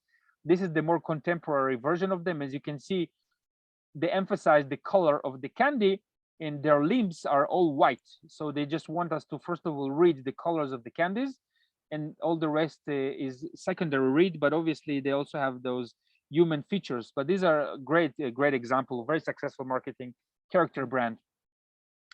And now we have Barbie. Barbie started as a doll, and now they're actually even working on a Barbie movie with this guy, the actor from the movie The Notebook. I forgot what, Ryan Gosling. So they're actually making a movie that started from a doll that was started like 70 or 80 years ago, and now they have, again, I was planning to show you cartoons, but you can go and see it yourself online. They have a whole plethora of actually branded content. So basically, they took the original character that stands for the brand and turned it into branded content. So Barbie, she has her own world, she has her life of her own, she has friends. And that's catering to a certain demographic of, obviously, of girls, not for boys. You can see the colors and all those things that are important to girls. So it's very different than the kind of girls that you want to talk to in your brand, for example, Laura, right? So it's very different. But I mean, we have this culture as well. So I'm just showing you a variety. And I think it would be wonderful that if you start giving more stage to shamanic traditions through storytelling, that would be really beautiful. And now we have Mr. Peanut. Everybody knows, you know, Mr. Peanut in Canada, Rafael? Yeah. Yeah. So what happened in 2020, they actually killed Mr. Peanut. They did a commercial in the Super Bowl. They killed Mr. Peanut. And then shortly after, they introduced a new character, the Baby Peanut.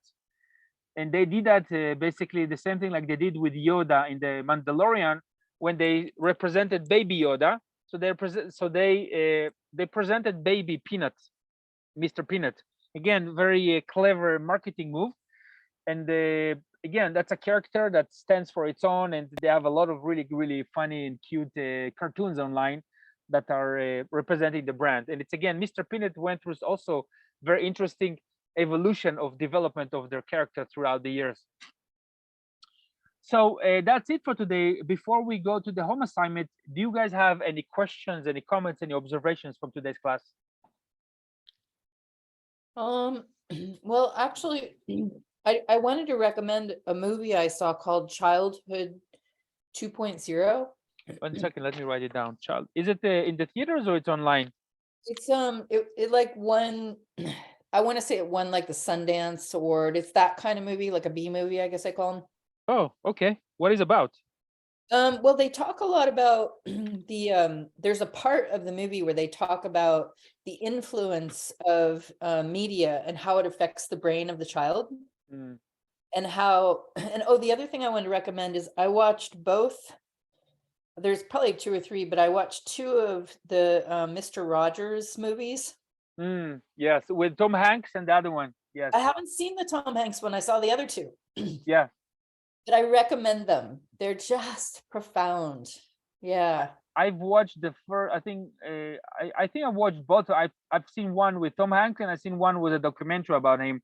It's a lovely day in the neighborhood or something like that. Yeah. Documentary, really, yeah. The one I watched was Mr. Rogers and Me. Okay, that's Really good. Really good. Yeah. Anyway, it made me realize how my whole life has been affected by my childhood, because my mother read, like 5 to 10 children's stories a day my entire like all the way through childhood. 5 to 10 stories every day. 5 to 10 stories every day. Wow. She was obsessed with storytelling. Lucky you. Like me. Yeah. I mean, that's where I get it from, You know, it's interesting that you mentioned Mr. Rogers, because who knows, maybe you want to actually create your own online show. You can be the host, and maybe you can have some of those characters in your show. Since there's many ways to present stories, or you, Rafael, you can have your online show and you can tell stories, maybe, French speaking audiences. There's many ways you guys can approach storytelling. So that's something for you. I miss puppets.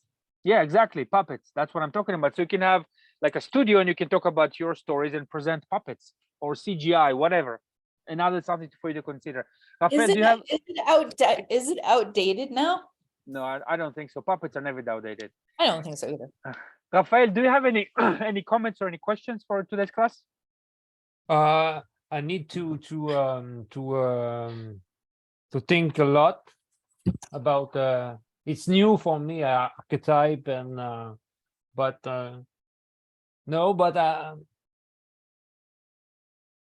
no, I need to work on it. Okay, fantastic.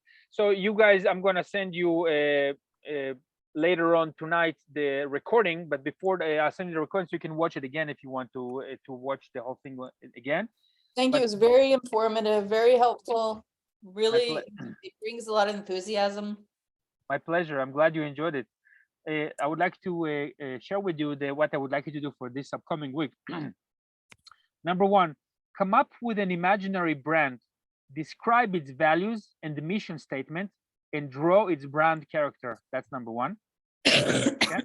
Number 2, draw your own version of one of the Pixar characters. I want you to take one of these characters and I want you to draw it in your own style, in your own version. For example, you can change things, like say, if you draw Woody from a Toy Story, maybe you want to draw Woody as a gangster, for example. He can look like Woody, but he can wear like a leather jacket and have like a knife. Just an idea.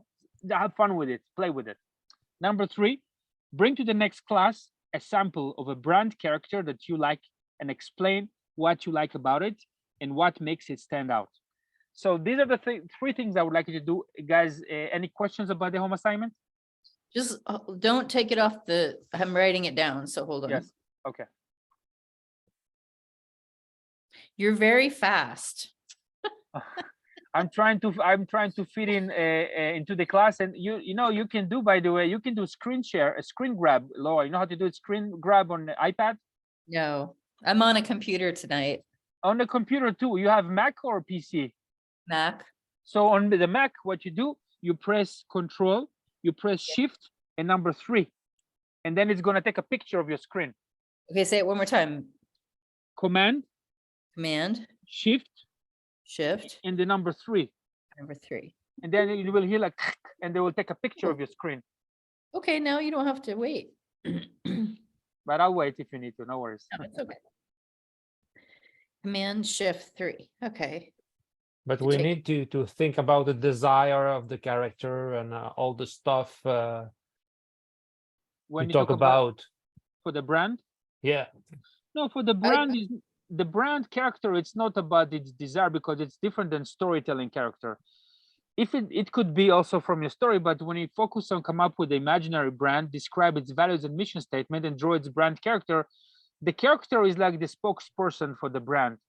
So let's say come up with a brand. Let's say you say, you know what, I want to come up with a brand that sells chocolate. Okay, I want to imaginary, just come up with a brand. So the chocolate is very healthy. It's made it's organic. It's fair trade. So there is no slave labor involved in this chocolate. So you want your character that you're gonna design for this chocolate brand to stand for this value. It's fair trade, which means the character will stand for honesty. It's gonna be fair. It's gonna be honest. It's gonna be fair. It's gonna represent health. You know what I'm saying? Things like that. So it's like a spokesperson.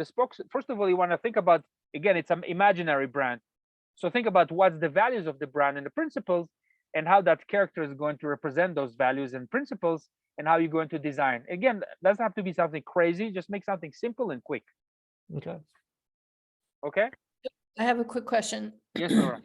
So I'm very ADHD. So it really helps me to have very simplistic guidelines in how to take my next step in doing my book. So do you have just one or two little suggestions of where to focus? Because I have a hard time with focus. Well, why don't you send me, because this is something we're gonna be able to cover in the video. Why don't you send me an email and maybe send me a outline of what you've written and show me what you have. And once I see what you've created, I can give you more specific feedback. Does it make sense? Yeah. When you told me to send you stuff, I'm like, what? Like there's so many pieces. There's probably like 25, 50 pieces. Well, the most important thing we got to start with, what's the writing. Did you finish writing your story? Well, I've changed the story over the last 20 years, probably 20 times. Okay. So once you have a final version, at least not final, but at least what's the recent version you have. Okay.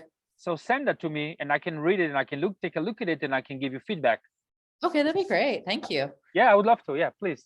If you want me to pay you for that, I will. Well, if it's something, again, part of my part of this class is I give you feedback on your work. But if this is something going to be more evolved, I'll tell you. But if it's something that is reasonable within the parameters of this class, so you don't need to worry about that. Okay, thank you. Yeah. So do you want some of like the first chapter, or do you want a summary? I want a summary. Send me a summary. Here's my dog, Eva. She wants to say hi. Eva. Hi. Hi. Mhm. Oh. She just had dinner, so she's telling me she had dinner. Yeah, Eva, hi. Yeah, good girl. Good girl. So yeah, just send me the synopsis and if you have a character design of your main character, that would be very helpful. Maybe send me some kind of ideas that you have, except the summary, and then I can give you feedback. Wait, did you say character analysis? Not character analysis, character design. Design, like picture, like a painting? Like a drawing, just a drawing. Oh, drawing. Okay, Yeah, of your main character. Then I can see how it serves your story and how they work together. Okay, great. Thank Okay, you. guys. Thank Wonderful. you. Thank you so much, guys. I had Thank a you. wonderful time, and I thank you for sharing your beautiful work. And I'll send you the recording later. I'll see you next week. Okay, thank you. Okay, bye. Bye.